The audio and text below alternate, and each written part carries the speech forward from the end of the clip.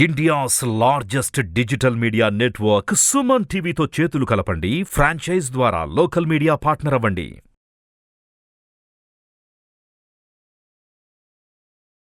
అస్మద్గురుభ్యో నమః. వందే జగన్మాతరం. భగవంతులారా, ఇవాళ సవితి నాగ చతుర్థి అని అంటారు. ఈ రోజుని ప్రత్యేకంగా గణనాథ పట్టాభిషేకం, నాగుల చవితి అని పెడుతున్నాం పేరు. ఎందుకోసం అంటే దీనికి మార్కండేయ పురాణంలో, అలాగే మత్స్య పురాణము ఇలాంటి వాటిల్లో గాథ చెప్పారు. బ్రహ్మదేవుడు అందరినీ సృష్టించి మొదటగా సృష్టించి పాములను సృష్టించాడు. సృష్టించగానే పాములు పాక్కుంటూ వెళ్ళిపోయాయి. ఎప్పటికో కానీ సంతానం కలగటంలే. అప్పుడు అక్కడి నుంచి మొదలుపెట్టి కొత్త సృష్టి ప్రారంభించాడని వేదము చెప్తోంది. సర్పాన సృజత సరీసృపాన సృజత అని చెప్పి ఇలాంటి నాగములన్నిటినీ కూడా ఋషులు వీళ్ళంతా కూడా వెళ్ళి, అయ్యా చంపేస్తున్నారు మమ్మల్ని వాళ్ళు, ఎప్పుడు పడితే అప్పుడు వస్తున్నారు, ఎక్కడ పడితే అక్కడ వస్తున్నారు అనేసరికి వీళ్ళందరికీ ఓ శాపం తగిలింది. ఎవరావిడ తెలుసు కదా మీకు? కద్రువ వినత అని ఉన్నారు, కశ్యప భార్యలు. ఈ కద్రువ శాపం పెట్టింది ఈ పాములకి. ఈ శాపం ఒకటి జరిగింది. మహర్షులు శాపం పెట్టారు. వీళ్ళంతా బ్రహ్మదేవుడి దగ్గరికి వెళ్ళారు. అప్పుడు బ్రహ్మగారు వీళ్ళకి వరం ఇచ్చి, చవితి నాడు జరిగింది ఇది. జరిగి చెప్పి, బాబు ఈ పాములు రకాలు చెప్పాడు. ఇవి పొలాల్లో ఉండండి, వీళ్ళు అడవులలో ఉండండి, మీరు కొండలలో ఉండండి, వీళ్ళు పాదులు లతల లోపల ఉండండి, మనుషులు తిరిగే చోట ఉండకండి అంటూ వీళ్ళందరికీ కూడా ఒక్కొక్కరికి స్థానాలు ఏర్పాటు చేసి, ఎవళ్ళు కూడా తమంతట తాము వచ్చి మిమ్మల్ని వధించరు, మీరు పొరపాటుని వాళ్ళకి అపకారం చేసినా, వాళ్ళ ప్రాంతాల్లోకి వెళ్ళినా మీకు ప్రమాదం జరుగుతుంది అంటూ ఈరోజు నిర్దేశించాడు పరమాత్మ. అందుకని నాగుల చవితి ప్రత్యేకించి ఈ రోజుని నాగదేవతలందరికీ కూడా బ్రహ్మ వల్ల వరం ఏర్పడింది, ఇళ్ళు ఏర్పడ్డాయి. అయితే చీమలు పెట్టిన పుట్టలు ఇది వేరే కదా, ఇప్పుడు మాట్లాడటం లేదు. అక్కడ తప్పేం కాదు, దానికి కూడా ఎందుకో వేదం చెప్పింది. సరే, ఇది నాగుల చవితి. ఇది అంచేతనే ఈ రోజుని విశేషంగా మనం చేయాల్సిన పని ఏమిటంటే, ఆరాధనలో నాగదేవత ప్రతిమ పెట్టుకున్నా సరే, ప్రతిమను కానీ 6 అంగుళాలు 18 అంగుళాలు పెట్టకండి. 2 అంగుళం సైజు బంగారము కానీ, వెండి కానీ, రాగి కానీ, కుదరకపోతే మట్టి కానీ లేదా ఛాయాచిత్రము కానీ పెట్టుకోండి హాయిగా. రాగి వెండి అయితే మాత్రము ఆరాధన అయిపోయిన తర్వాత జాగ్రత్తగా ప్రాణ ప్రతిష్ఠ ఇవన్నీ చేయకండి. చేసినట్టయితే మీరు ఇబ్బంది అవుతుంది, రోజు పూజ అంచేత ఇది లేదు. అలాంటి చేస్తుంటే దేవాలయంలోకి వెళ్ళి హుండీలో వేసేసేయండి. ఈ కార్యక్రమం అయిన తర్వాత ఇది విశేషం.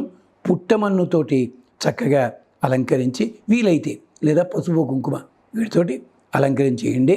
తప్పనిసరిగా చలిమిడి, చిమ్మిలి లేదా బెల్లముతో చేసిన ఏ పదార్థమైనా సరే నివేదన చేయండి.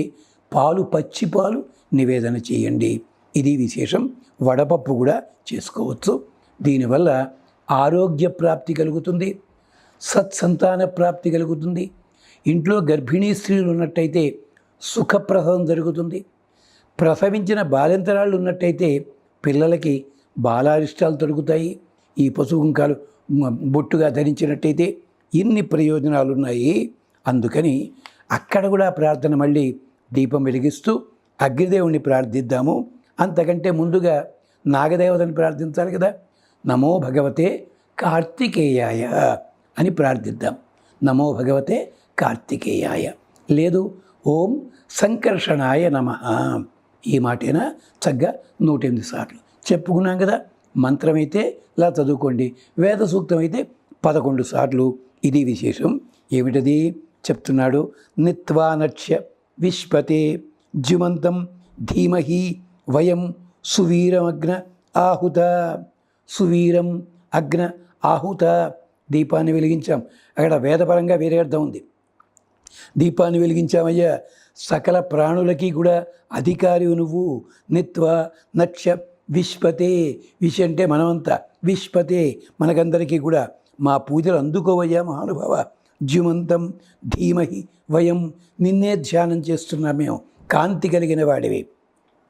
సువీరం అగ్న ఆహుత, మేమిచ్చిన ఇవన్నీ కూడా స్వీకరించవయ్యా బాగు.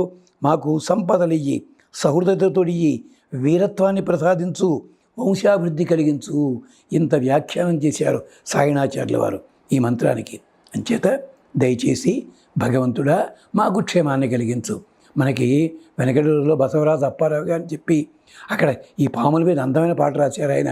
ఏమయ్యా మా పిల్లలు తిరుగుతారు, వాడు తిరుగుతారు, చటుకునంచి కాలేస్తారేమో, కోప్పడికయ్యా స్వామి, నాగన్న దయచూడవయ్యా బాబు అంటూ చాలా అద్భుతంగా రాశారు ఆయన బసవరాజు అప్పారావు గారి గేయాల్లోను.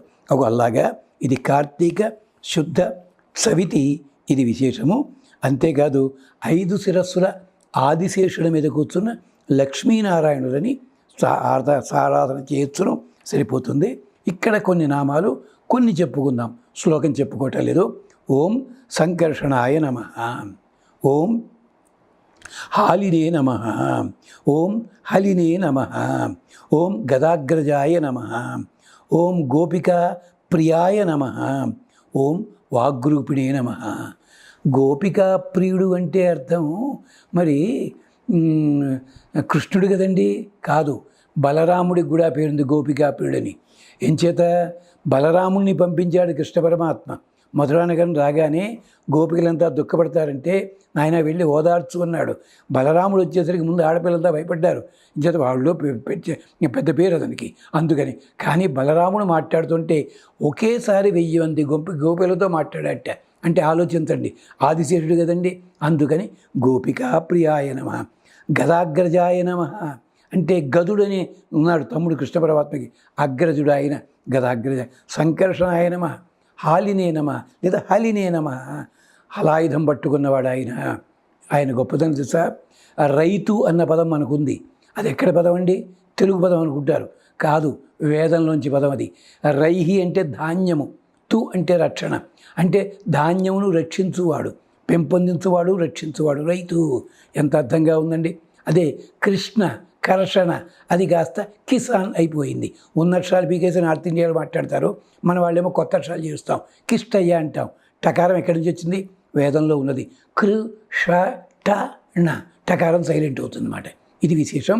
అందుకని ఈ నాగుల చవితి నాడు ప్రత్యేకించి గణనాయక ప్రాప్తి అంటే కొంతమంది కార్తీకేయునికి పట్టాభిషేకం అంటారు, కొంతమంది వినాయకుడికే పట్టాభిషేకం. 2 వాదనలు ఉన్నాయి, తప్పేం లేదు. గణనాయకుడు ఎవరయ్యా? గణానాంత్వా గణపతిం హవామహే అంటే చాలామంది వినాయకుడి స్తోత్రం అనుకుంటారు. అక్కడ వ్యాఖ్యానం చూడండి, గణానాంత్వా గణపతిం, బాబు దేవతాగణములకు అధిపతి నువ్వయ్యా అగ్నిదేవ అని ప్రార్థన అక్కడ వ్యాఖ్యానం. మనం చాలా మంత్రాలు ఇలాగే అర్థాలు మారిపోయి కొత్త వచ్చి అదే కరెక్ట్ అర్థం అనుకునే స్థితికి వెళ్ళిపోయాం మనం అంతా. సంతోషం, జాగ్రత్త. అంచేత కార్తీక శుద్ధ చవితి నాడు వీలైతే కాస్త పుట్ట దగ్గరికి వెళ్ళండి, ప్రదర్శన చేయండి. పుట్టలో పాలు పోసేటప్పుడు అందరూ ఒకేసారి పోస్తే ఆ ఉక్కిరి బిక్కిరి అయిపోతారు నాగదేవత, చూసుకోండి. దీపం వెలిగిస్తే పుట్ట మీద పెట్టకండి, పక్కకి పెట్టండి దయచేసి. నమస్కారం, స్వస్తి.